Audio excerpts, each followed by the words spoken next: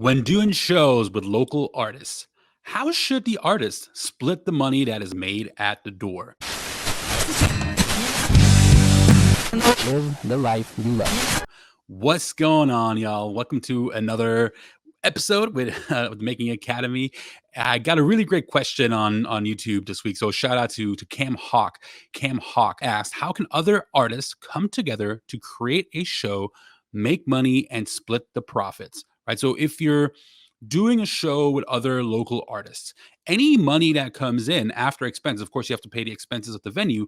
But then once the expenses are paid, how do you split the money? Right. That's a many different ways that can be split, and that is a question that a lot of local artists struggle with a lot of times to figure out what is the best and most fair way, right? And every scenario is different, and it all depends on how hard each artist works. And there's many different ways. So I'm going to talk about 5 different ways you could split the money that is made at the door. So the easiest one is number one, right? You split the money just evenly. Whatever is made, you just split it evenly. If it's all friends working together, you have 4 artists, or it's a hip hop show, you have 6, 7 artists on the show, or however many artists are on the show, right? Just you're probably part of the same music scene, part of the same community, and it's a very fair and easy way to keep things kind of fair and friendly, right?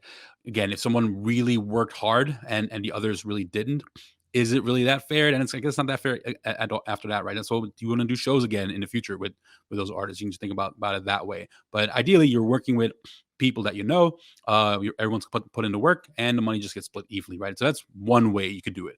Then second is do pre-sales, right? So have each artist gets 50 to 100 tickets, and whoever sells them, so the artists keep the majority of their pre-sales. So whatever they sell, they keep the majority of that, right? Maybe say it's a $10 ticket, maybe $2 goes towards contributing towards expenses, and then the rest of the expenses get paid out of the door, and then whatever is made at the door gets split evenly, right? So that's another very friendly way local artists could do it. And that's a little more fair, right? Because then if someone works harder in the advance in the pre-sale, they get rewarded for that.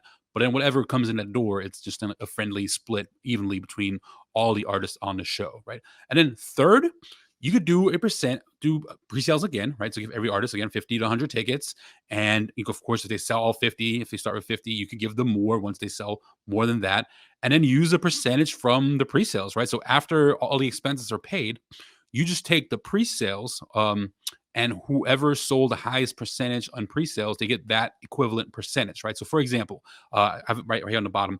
So if band A sells 40 tickets, they get 40% of all the revenue.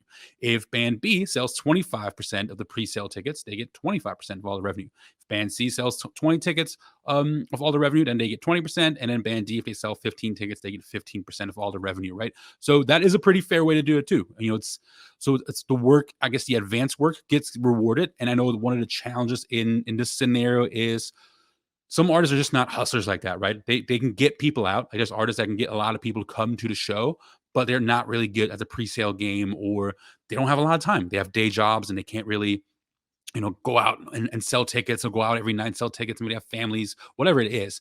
So it is a little harder for some artists, right? So maybe it's not as fair to some as scenario two, but that is another way it can be done as well. Then the fourth method, there's a clear headliner scenario, right? If there's every scene has that local artist that can clearly sell 200-300 tickets on their own, right? And whoever opens for them doesn't really have that much of an impact on how the show does. The show's still going to do great if that local artist is on there. So what that headliner can decide, right, is their show, and they are inviting other artists to perform.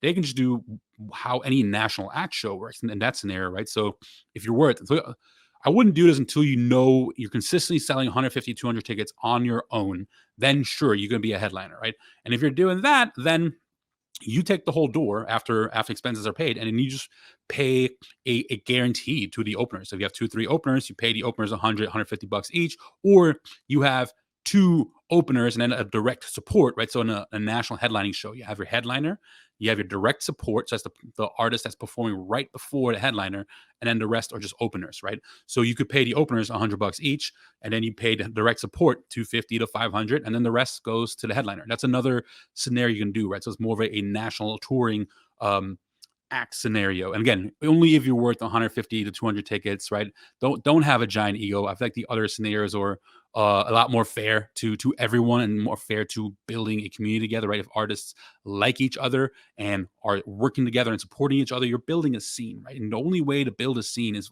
if the whole scene is working together to lift that scene up, and that's how that scene will get national attention. But those are 4 different ways. And the last one, I'm not really a fan of that, but just to really give y'all another option. It's kind of an old school method that's been used a lot of rock shows and metal shows, but that's taking a tally at the door, right? So whoever's at the door, and this is probably not pre-sales involved in these shows, right? So nobody's selling tickets in advance, so there's really no way to know. So this method can work if you're not doing pre-sales, right? So if you have 4 artists or it's a hip hop show or EDM show and you have 6 or 8 artists, and nobody's really pre-selling tickets, then you can take a tally at the door, right? So when someone comes and pays, the person at the door asks, "Hey, who are you here to see?" "I'm here to see band B."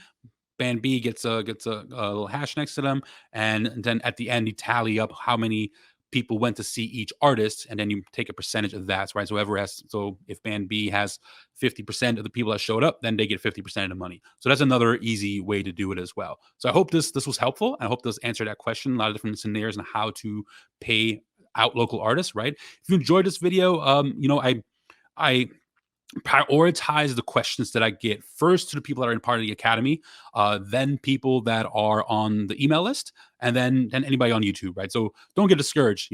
This comment today or this video today was based on a comment from YouTube. So I use YouTube comments all the time. I use Instagram questions all the time. So don't hesitate, reach out, ask questions. But if this video is helpful and you want to see more videos like this and you want to support the Making It Academy, please stop by patreon.com/Making It Academy. You can donate $1 a month. $1 a month doesn't hurt much. It helps us put out more content, helps us hopefully make this a full-time thing one day and help give lots of advice to artists out there and promoters and managers and venues. And if you really want to dive in, we have a $10 and $20 level. The $10 level gets you access to all the videos we've done. So we do 2 live workshops every month. Those are $20 if you want to attend live and ask questions. And we work through scenarios that people that attend live are currently working through. So they're all real life scenarios that we're working through. And if you want to just check it out, to join at the $10 level, right? All the workshops that we've done in the past are posted on there.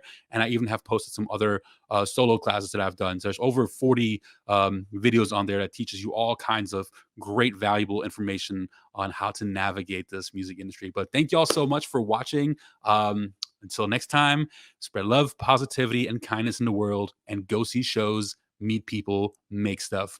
Peace, everyone. Live the life you love.